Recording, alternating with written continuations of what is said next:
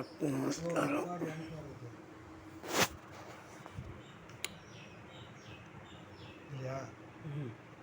இன்று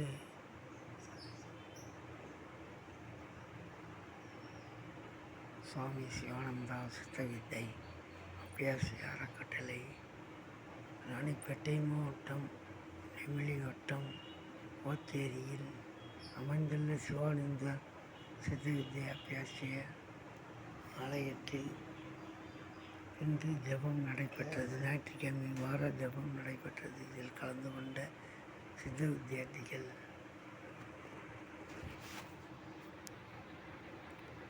மணிகண்டன்